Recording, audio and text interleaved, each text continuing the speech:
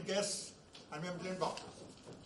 You're all very welcome here on this very auspicious occasion when we in the GLEN Boxing Club have a proud day in store for everybody to look, view, appreciate and identify with Cork's boxing past.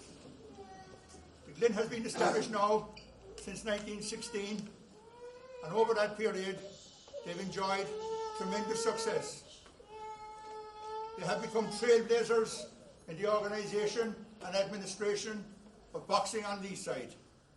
And down through the years, they have produced some outstanding ambassadors who gave up their time in a private capacity and in a voluntary capacity to keep the club going from one generation to the next. There's a programme here today for everybody, and there's a brief history in that of the GLEN, and you'll see when you read it what the GLEN has achieved over the years. It's a club that has produced 3 Lord Mayors and 1 Freeman of the City of Cork, in addition to various other ambassadors who are involved at the highest levels within the business community. The GLEN's heritage is tremendous, but they link it for the purpose of this museum with all the ambassadors that represented Cork over the years. We've had great since 1924 Olympians. 1924 Cork had 3 Olympians and the first Irish team that went out to Paris for the first Olympics. This is the centenary of the Olympics once again this year, and it's in Paris. And on that occasion, Mossy Doyle, Jim Kelleher and Willie Boy Murphy were the 3 representatives.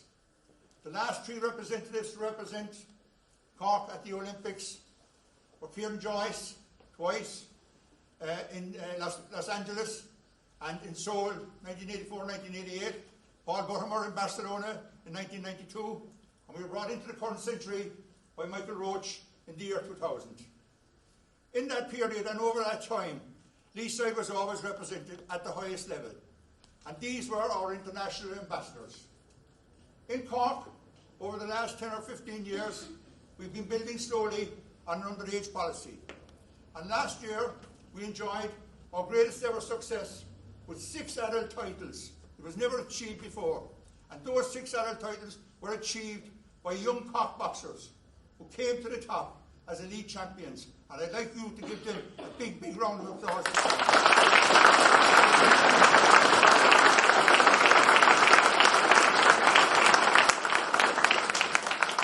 The museum here today was put together by a group of people who had foresight and could identify with what they had within their confines and within the treasure trove of memories and memorabilia and artefacts.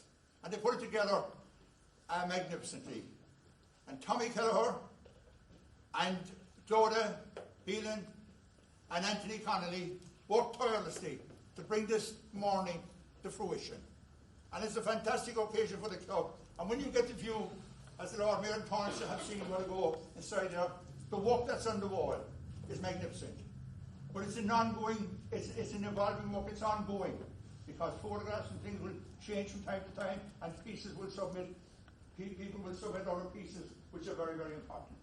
But this morning, I'm delighted that each and every one of you came here this morning to join with us and share with us in our celebration of Cork boxing at the official opening of this museum. Agreed Ushel, Greg Arbut Blair.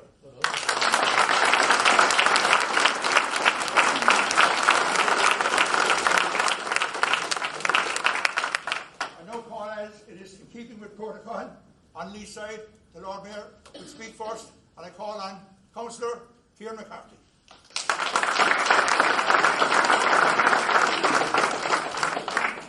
Dear Mick, dear Councillors Fitzgerald, Martin, Sheehan, MEP Billy Kelleher, Councillor Ken O'Flynn and Councillor Mick Nugent is here as well. My dear friends, I'm so delighted to be here, and maybe I've got 3 reasons why I'm really, really delighted to be here. Number 1 is that by trade, I collect stories in Cork. I give walking tours of the city. I've been doing that for many years. But the thing about stories in Cork, though, is that they matter. Cork is a very, very proud place. It's got a proud history. And when you do enter the museum in a few minutes, you'll notice that some of the stories, they will impress you. You're going to go, oh, wow. And actually, one of the stories that impressed me is that the club was founded in 1916. So it's like it's over 100 years old. And if you think about it, 1916 Cork, if you ever end up researching it, it's got lots of slums. People are really, really struggling in 1916. People are looking for hope and resilience. They're looking to join perhaps the emerging kind of revolution at the time. And in the midst of all of this kind of swirl of different things that are happening, a boxing club is formed to give people that hope and resilience. And so the club is rooted in that sort of hope and resilience. The second thing is that there are things you're going to see here that are going to make you curious. There are old programs. There's medals. There's what I call nostalgic currency. And some of the stuff you will look at and kind of go, oh, no, that doesn't make sense. And some of the other stuff you go, oh, yeah, that does make sense. And in particular, the boxing belts are actually extremely impressive. And a few years ago, I got to interview a relative of Packy O'Mahony, whose belt you'll actually see in here from way back in the 1910s, 1920s. And the relative was so proud of the belt that she kind of put it into a big cabinet and kind of put it on her wall. And she passed away recently and then gave it to the club here. It's a great curiosity to have. Some stories, they'll make you wonder and dream. The wins in particular, and the losses as well. That people went forward going, we're going to make a success of this club. There will be days where we're going to inch forward and win, and days where we're going to inch backwards and not win, but we're going to actually keep going. And this is one thing, I met Thomas Keller. Where's Thomas there? He's over, where is he? He's over there. I'm just so enamoured even by the poster on the wall, Thomas, from way back in 1949. You've given a life to this place. And so you're not an artifact, you're very much a living person, and as you've experienced this place. And there's been many people, I mean, Mick mentioned kind of volunteers and so on, but the wonder and dreaming about this place and the legacy and kind of the building over kind of 100 years. And I suppose my first point that I want to make is that in this place, stories matter. And story building matters, and the emotions matter as well. You can listen, like Mick is a very, I have to say, very emotional man. He's a really, really great historian, writer in the GLEN Boxing Club, but you can hear the emotion in his voice. And I have no doubt that down here there's some really, really, really proud GLEN Boxing Club people, and rightly you should be proud of the story of this, and the story is documented in here. So stories matter, emotions matter when you go through that door. My second message to you, my dear friends, is that I am the proud guardian of this chain for 51 weeks. And the thing about this chain is that it has seen many stories. On the back of this chain it says this chain was created in 1787. It's 237 years old. You can imagine what this has actually seen and what it's actually kind of been present at as well. But at the heart of the medallion, is the city's coat of arms. And as proud Cork people, we know the two towers and the ship and the Latin inscription, Statio Bene Fide Carinis, which translated means a safe harbour for ships. But on a day like today, you could reinterpret the medallion and go, a safe harbour for people. And that anyone who comes through this door over the last, since 1960, and I know this wasn't the first location, that this was a safe place for people. And it still is a safe place for people who come through the door here. You have friends, you have family, and it's also your tribe. I was saying to the Taoiseach that it's like his origin story is nearly up here in terms of his tribe. And so that really does actually matter. But one thing that I really want to get to is that on this medallion, we know loads about the history of the King's Castle and the Queen's Castle. We know nothing about the history of the ship. This year is the 75th anniversary of the formal registration of our coat of arms, believe it or not, with the Chief Herald. Been on maps going back 400 years, but this year is the 75th anniversary. But the ship, I always think it's the ship that we all sail on as Corkonians. This proud city that we're all in the same boat together. It doesn't matter if you live on north side or south side or in the city centre, and that we're very proud of the city, and that togetherness matters, and solidarity matters, and unity matters. Like you turn on the news today, and it's just full of negativity, but you come up here and it's full of positivity. So this is the place to be. So my second message is that to you is togetherness matters here, and the tribe here matters here as well. My third message that I want to say to you is that we don't live in the past. Way back in 1916, but this city has always moved, it's always kind of changed. This moment in time, there's like 220,000 people living in Cork. Over the next kind of 15, 20 years, it's going to double in population. And so there are many, many challenges that we have to fix, between housing and health, but also there's many, many opportunities. And one of the things that Cork is really good at is building communities like here. One of the things that I wouldn't like to see happen in the city is that we lose its heart and its soul in terms of building communities. We need more GLEN boxing clubs. And it might be just the sport of boxing, but we need to mass produce places like this for the future. Otherwise, we will lose our heart and our soul. So whatever happens, this needs to be multiplied, the essence of the sense of place and the sense of pride actually here. And kind of connected to that, the city does have development plans for the future. But we need you to partner up with us. Like the age of silo runs where the city council is kind of going on its own journey over here, and you're over here. That day is over. So Cork City Council has always been proud to provide funding, to provide resources to the GLEN Boxing Club, and into the future we'll keep providing those resources as well. And you can see from the turnout of the local councillors and our MEP as well here, and the Taoiseach, that this place does matter to the politicians, but it matters to the people of Cork as well. So, my dear friends, I think what we're kind of launching through this red door, it's a cauldron of different simmering ideas. It's about the sense of pride, the sense of tribe of this place. It's about the togetherness, it's about the pride, the sense of place, the sense of identity. And also, through that door, there are ideas for the future. Yes, it's the past, you will see, but we can learn from the past going into our future. The future of this place matters in this city. My sincere thanks for listening to me, and I'm really, really honoured to be here this morning. You're Míle Mága.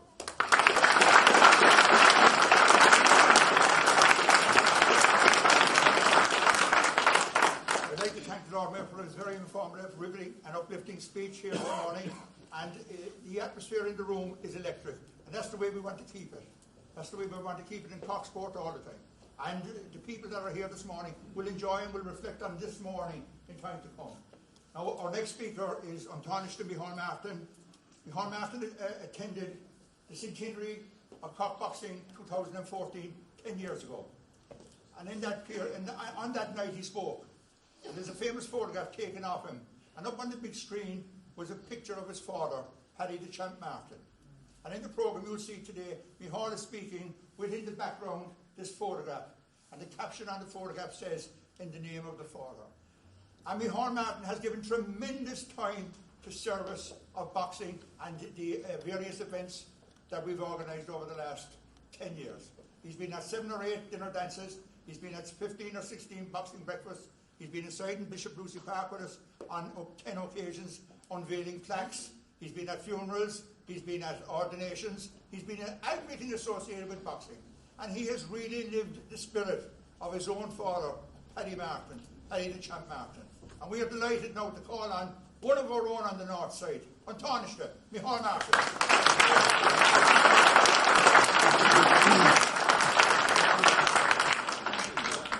Vera Portkey, Kieran McCarrig, agus Corlori, Martin Fitzgerald, Sheehan, Ken O'Sullivan, agus Paul Parliament, Europe, Billy Kelleher, Tomas Mulcahy from the Glen Rovers Club, and of course President of the Cork County Board, Michael O'Brien, J.J. Murphy, Chairman of the Cork Ex-Boxers Association, Anthony Connolly, Chairman of the GLEN Boxing Club, Tom Kelleher, Head Coach of the GLEN Boxing Club, Dan Lane, Head Coach of Ryland Boxing Club, members of the Tomas McCurtain family, Sagúnúis le Gléir Wallimer Dúspáile, a fair weeks ago I've done Hummin, a something credit Veliver Madden, con a museum shot of where Philon showed if you gul.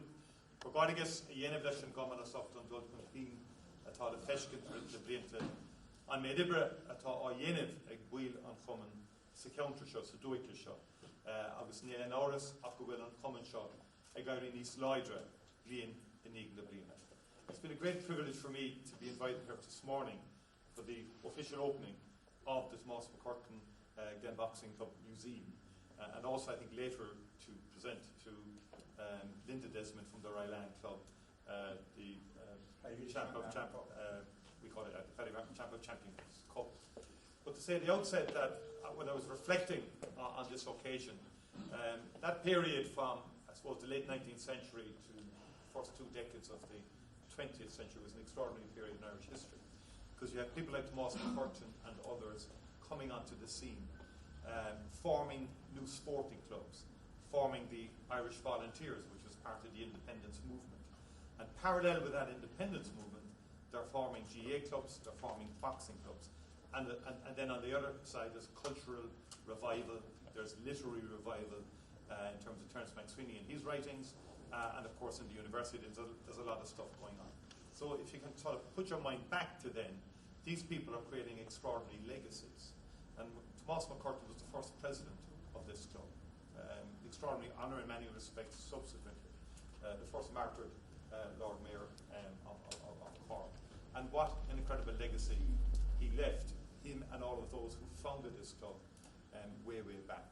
And of course it overlapped with the formation and foundation of the GLEN Rovers Hurling Club and St. Nick's, its sister club, the football club. And we do reflect and we pay tribute to their vision, their sense of the importance of sport, the centrality of sport, to the formation of character, to the development of young people, development of self-confidence and self-esteem in young people as they journey through sport. And that is something that is invaluable in any society or in any community.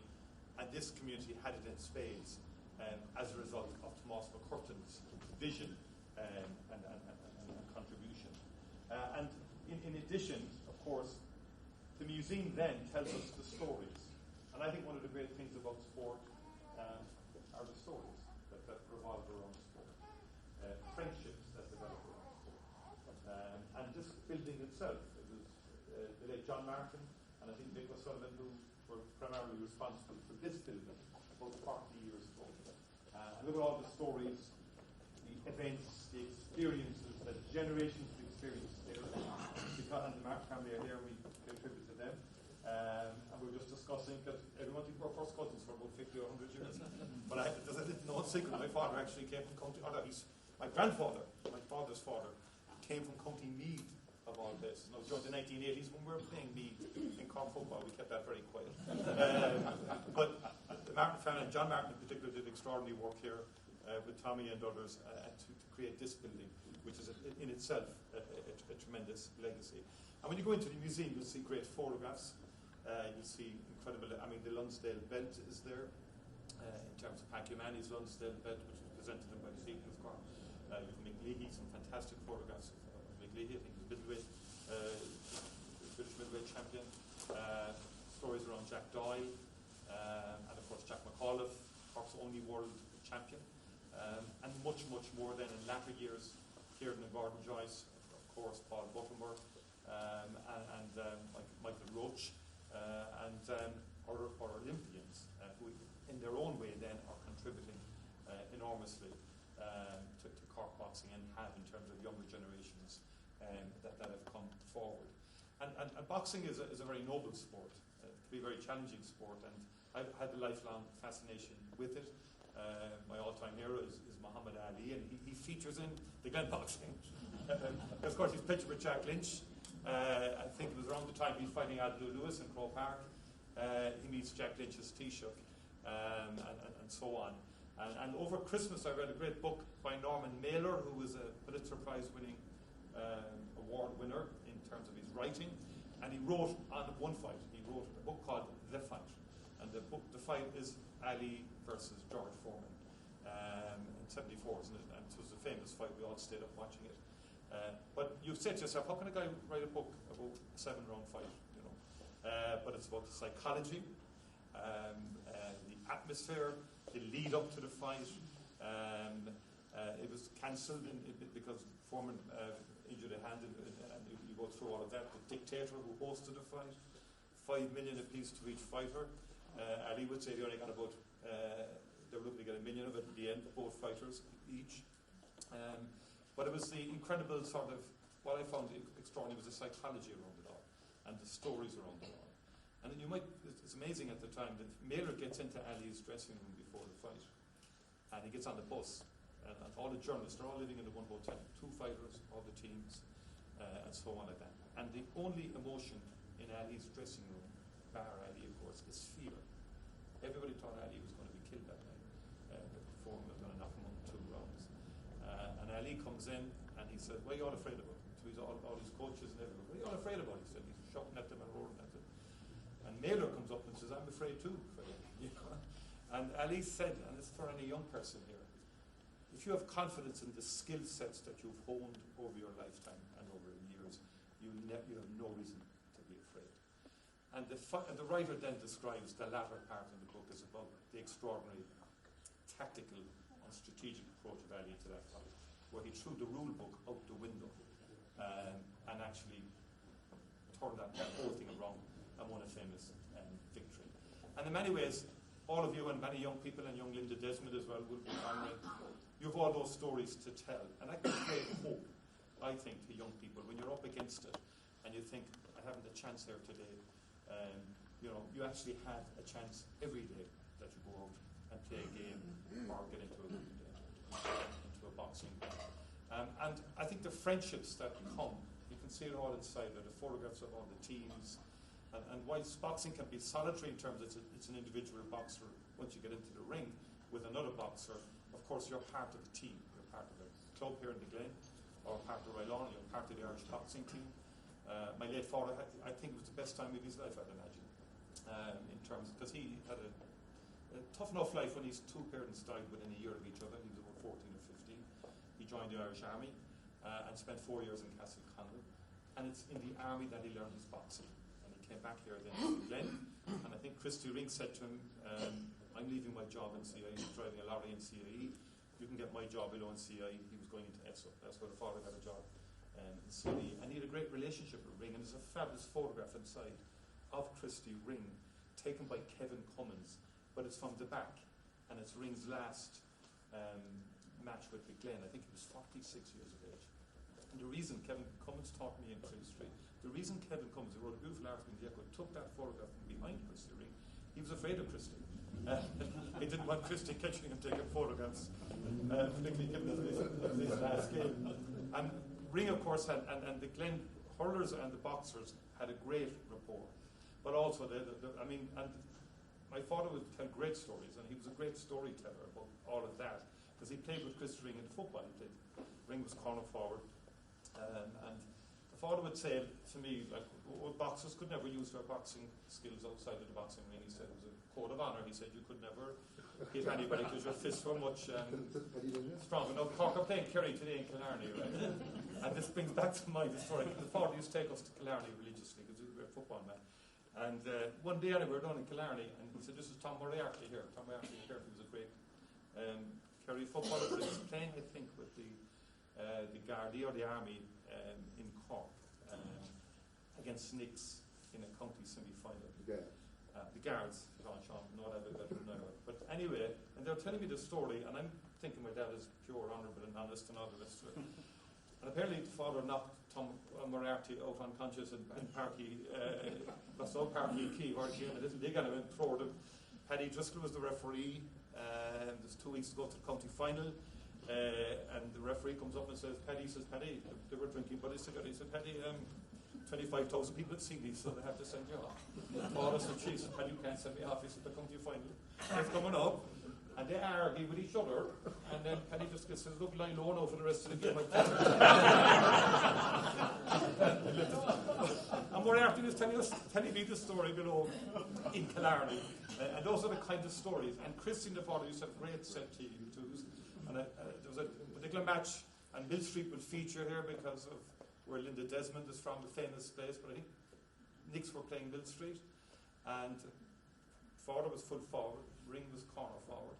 And there's a guy called Cormac Deneen, hope the family don't mind me saying this, when I was Deneen was marking Ring. But my father got adventurous and went out to field. And meanwhile, there's a schmozzle inside, and Ring actually had a jaw broken. Right? And Deneen was identified as the culprit. But the father goes into hospital to meet Ring that evening, and he brings in a biography of Ingmar Johansson. Now, Johansson was a great Swedish boxer who fought Floyd Patterson for a world title. So I thought this might be handy for Christy just to read while he's in hospital. So when the father goes into the dressing room, or into the bedroom, Ring backs at the father, "What are you doing here?" She says, "All your fault," he said. So your man did it, he said. You went out to field thinking you were a big fella, he said. And I got the bloody broken jaw. And Ring reaches into the drawer and pulls out the very same book. "Read that," he says, "you might learn something." And the stories go on. And I think that's what the museum, in a way, is about. Because when you go in there, it will just spark a million stories of different eras, of different generations of boxers. And I want to pay tribute to the Glen Boxing Club for this, and to Nick O'Brien, who's been a particular driver of this. and for all the work that you've been doing for the younger generations today, because later we're honouring, I think, Linda Desmond for her exploit. She won a senior and an elite national championships, an extraordinary achievement for a young woman from Mill Street and the Royal Anne Boxing Club. And we pay tribute to our coaches, I think Shawnee Barrett, Dan Lane, and others for that extraordinary achievement in itself. And it's evidence of a really exciting generation of young boxers that are really doing very, very well in Cork, and the flourishing and the proliferation of many, many clubs now over the last decade or so. And I want to pay tribute to the leadership of the Cork County Board, to the boxing clubs here, GLEN in particular now here, and Ryland, for the way you're nurturing more and more young people to come forward and to do so well in boxing. And the future is yours, and the present is yours. And the importance, I think, of a museum and the stories that we tell for the younger generation is to maybe draw some inspiration from the past, draw some sort of sense of understanding that you're part of a long tradition in this county and city and nationally, and that there are tremendous benefits to be derived from participation in sport and in the sport of boxing itself. I know Linda was inspired by Katie Taylor, one of our all-time greats as a boxer. You played camogie, I think ladies football, but Katie Taylor drew you to the sport of boxing, where you have excelled, and may you continue to excel into the future. And so with that, I want to thank everybody, to wish boxing continued success, to wish the GLEN Boxing Club every success into the future, and Ryland and all of the boxing clubs that are represented here this morning. I know there's a good, generous representation from the City Council, and it's been a good supporter, and may continue to be a good supporter of boxing in the county into the future. Right, Liv, agus go to Mila Mahabir Galir. Thank you.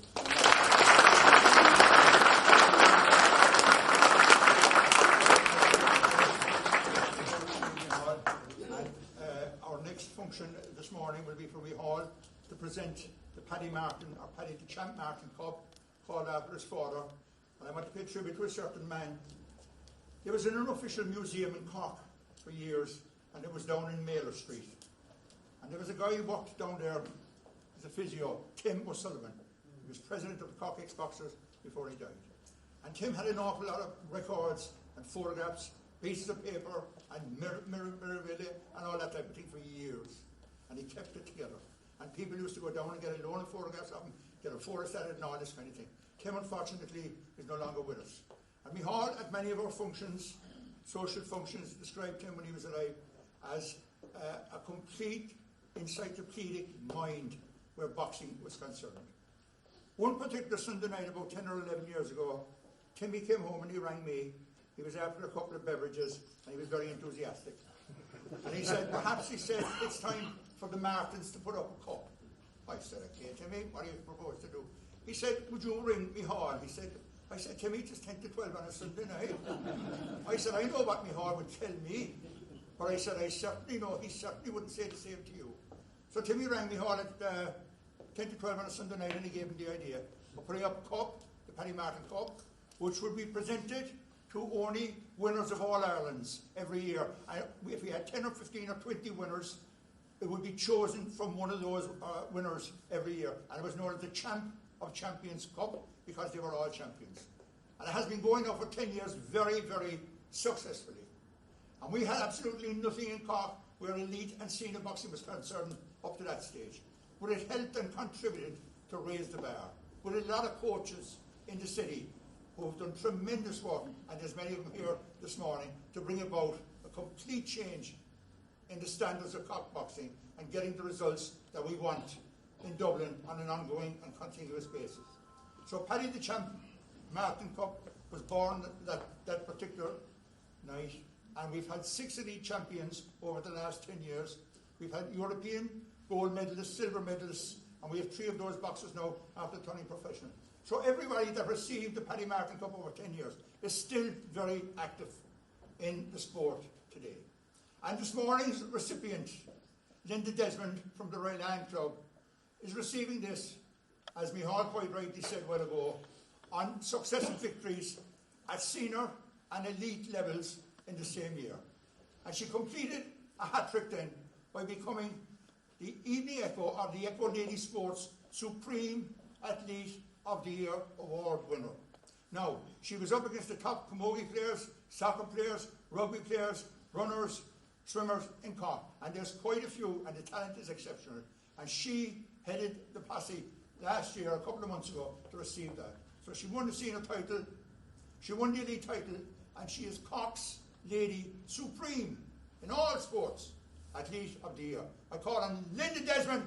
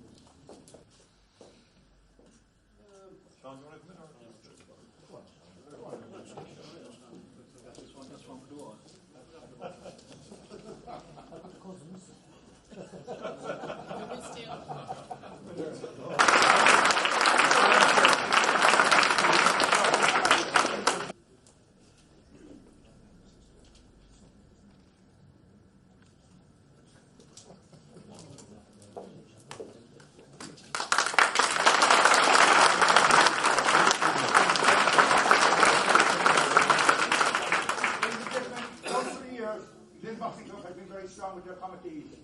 They've had membership cards and everything like that. They were very well organised. And in the 40s and the 50s, John Birmingham, who was Lord Mayor of Cork, Freeman of Cork, organised the GLEN Boxing Club in a very, very strong way. They had the greatest of boxers. They came from everywhere. The Buckleys came up from Mallow to train. Crotty came up from Dungarvan to train. Tommy Hyde came down from Sunnyside to train. There was 120 boxers trained in a small unit above in Spring Lane for 50 years because of proper organisation. Today the club is still have a great committee, and the ladies are playing a very important role in that committee. And there's one particular girl that I've worked with hard for the last 10 years when I've been, I suppose, an honorary member of the GLEN club and working with them on committee work and promotions and things like that. And she has done outstanding work. And this morning she's been honoured by the club on this very important and auspicious occasion. She's worked as a treasurer, she's worked as a committee member, she's organised the funds, she's organised various events, she's worked on the dinner dance committees, and she's there all the time as a constant pillar in the club, an evolving club that's constantly coming up with various ideas. And there have been a lot of ideas over the last 10 years, and she's played a pivotal role and a great part. This morning, the chairman of the club, Anthony Connolly, is going to make a presentation to the treasurer of the club, Clodagh Mackey Phelan.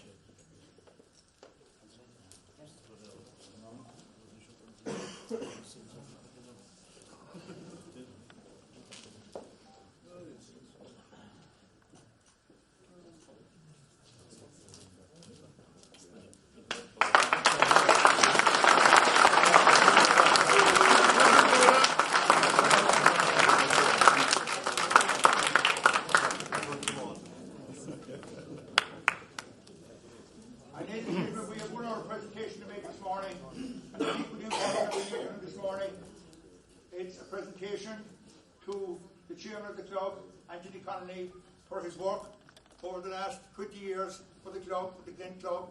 He boxed with the club, he was on committees, left the club, came back to the club, and he drove the club forward. He worked with me very closely over the last number of years, and I mean worked closely and worked very hard.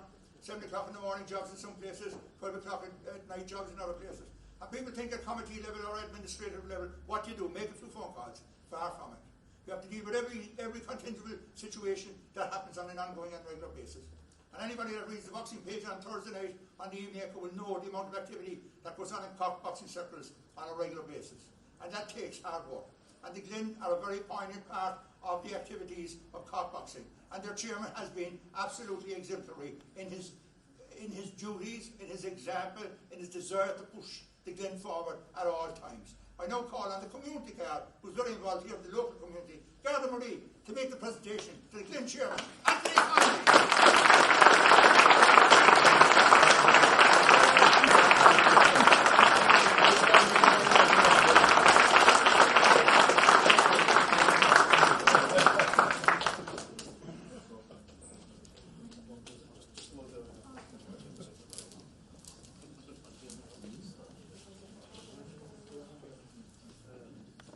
Ladies and gentlemen, while those photographs have been taken, it's important to understand that GLEN Rovers Hurling Club was founded in the GLEN Boxing Club in April 1916.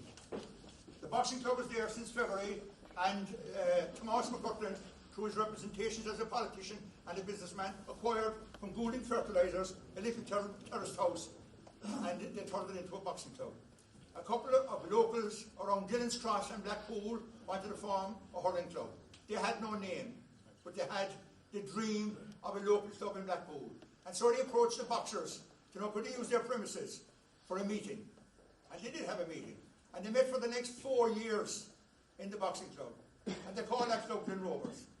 And no matter what club is mentioned in any part of Ireland or any part of the world today, and what they haven't won of late is of no significance. GLEN Rovers is the most famous name in hurling history, and let there be no doubt about that. You had Christy Rain, you had Jack Lynch, and you had various other players from time to time who've been absolutely phenomenal. And their connection with the boxing club continued.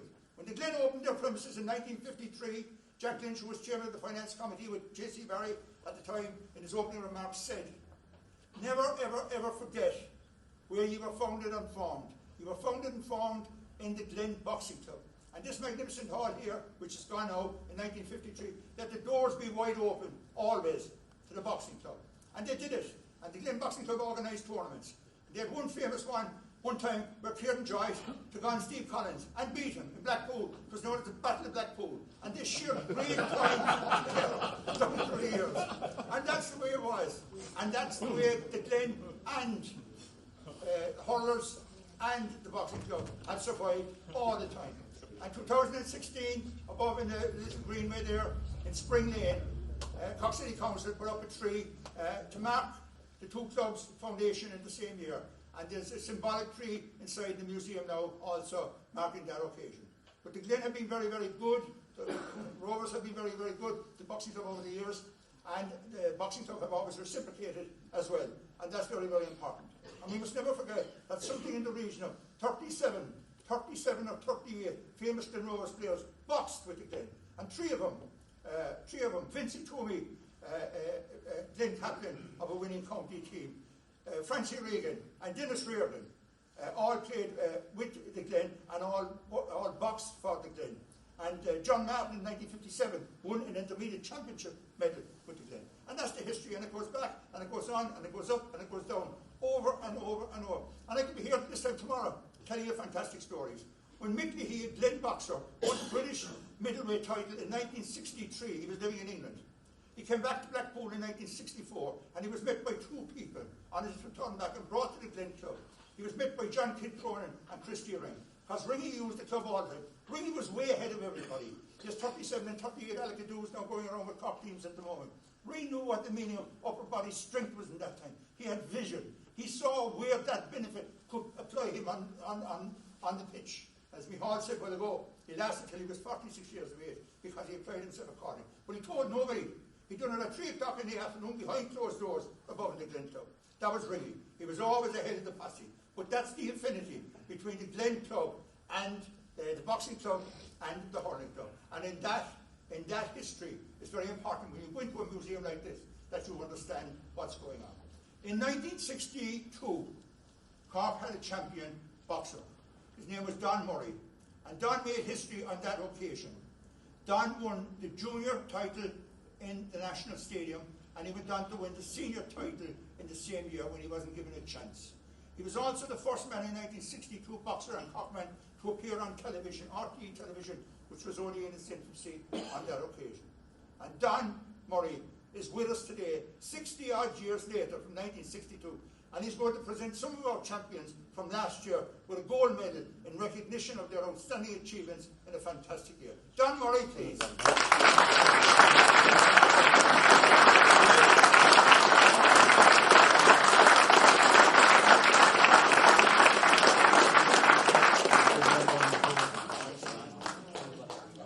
Now, ladies and gentlemen, I'm going to call the boxers now just to appear fairly quickly, and John will make the presentation to each one of them.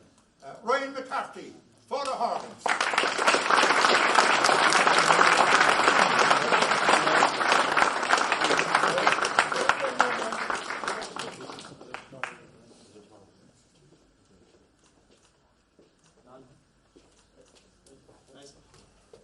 Linda Desmond, Ryland.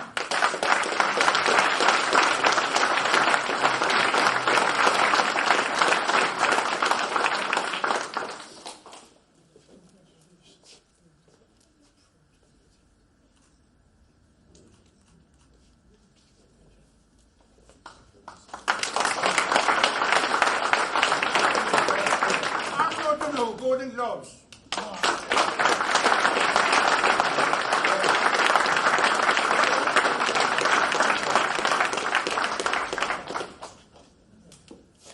Davy O'Neill, Charleville.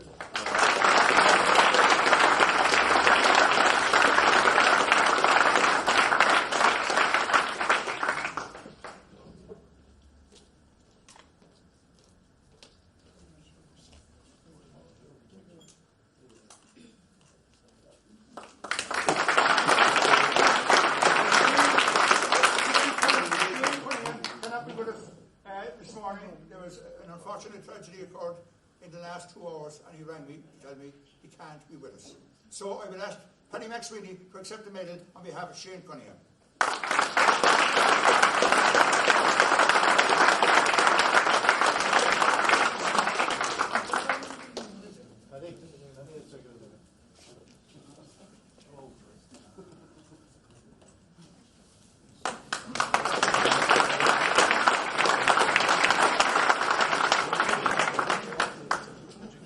Ladies and gentlemen, we will be going into the museum now, but unfortunately we will have to walk in such a way that we're going to have to go in sort of small batches, but we'll move it on as fast as we can. But this morning we have a lovely, lovely food all set up for you here. There's cakes and there's sandwiches, there's biscuits, there's tea, there's coffee, there's milk, there's anything you want.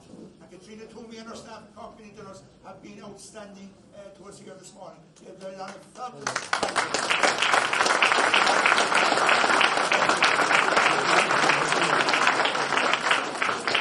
Also, in the preparation of the museum, we had a carpenter up during the week, and he did an outstanding job. He was here several days. He was up in ladders, down ladders. There's an awful lot of work went into that museum, and he did a great job. He's not with us this morning, but Ken Lane, I wish to acknowledge you.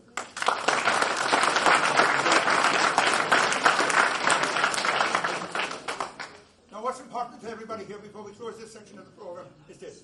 I want to thank each and every one of you for coming here today. All strands of society, from Glen Rovers Club, from the politicians, European parliamentarians, the Dáil, local councils, the Taoiseach, the Lord Mayor. It was a fantastic turnout. The Cork people have been represented brilliantly by these ambassadors here this morning. And to those people, I like, from time to time, as I always say, when we come into a sporting community like this, we need party affiliation outside the door. We're here in the interest of sport. We're here in the interest of friendliness. We're here in the interest of conviviality. And we're here to embrace each other in a nice and proper fashion, so that when we go to the door, we're better people. For everybody, a big round of applause.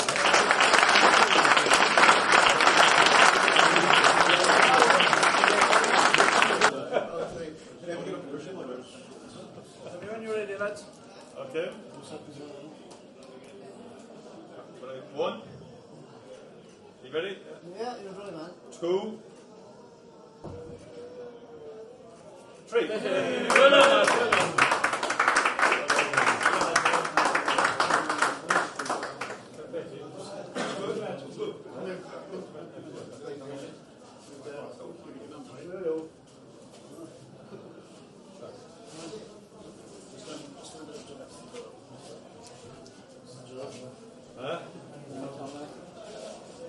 Yeah, the job that I am in. Hopefully the Brooklyn bypass. Bang, bang, bang. Lovely, hold it.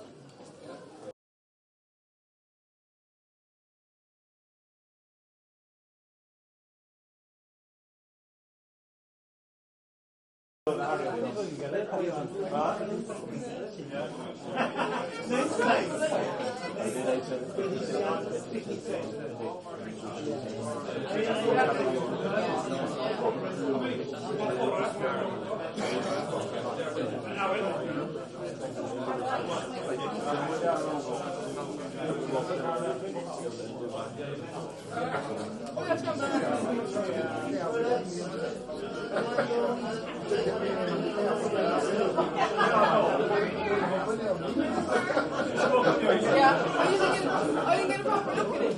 I saw it.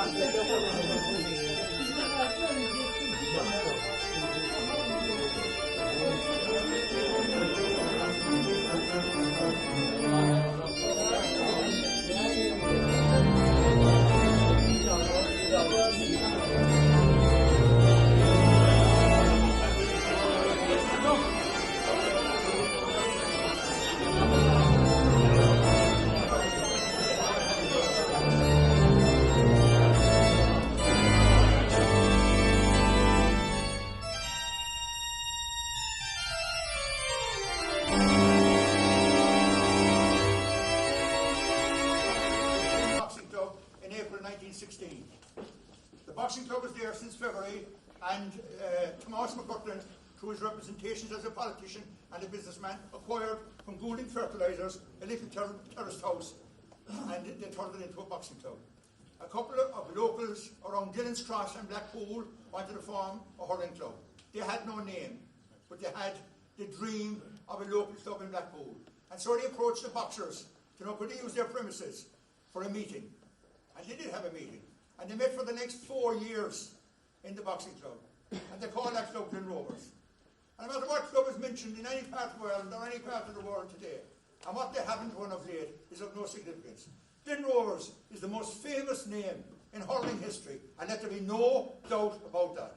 You had Christy Rain, you had Jack Lynch, and you had various other players from time to time who've been absolutely phenomenal. And their connection with the boxing club continued. When the GLEN opened their premises in 1953, Jack Lynch, who was chairman of the finance committee with J.C. Barry at the time, in his opening remarks said, "Never, ever, ever forget where you were founded and formed. You were founded and formed in the GLEN Boxing Club. And this magnificent hall here, which is gone now in 1953, let the doors be wide open, always, to the boxing club." And they did it. And the GLEN Boxing Club organised tournaments. They had one famous one time where Kieran Joyce took on Steve Collins and beat him in Blackpool. It was known as the Battle of Blackpool. And they shared great time together down through the years. And that's the way it was. And that's the way the GLEN and hurlers and the boxing club have survived all the time. And 2016, above in the little greenway there in Spring Lane, Cork City Council put up a tree to mark the two clubs' foundation in the same year. And there's a symbolic tree inside the museum now also marking that occasion. But the GLEN have been very, very good. The Rovers have been very, very good. The boxing club over the years. And the boxing club have always reciprocated as well. And that's very, very important. And we must never forget that something in the region of 37 or 38 famous GLEN Rovers players boxed with the GLEN. And three of them, Vincent Toomey, GLEN captain of a winning county team, Francie Regan and Dennis Reardon, all played with the GLEN and all boxed for the GLEN.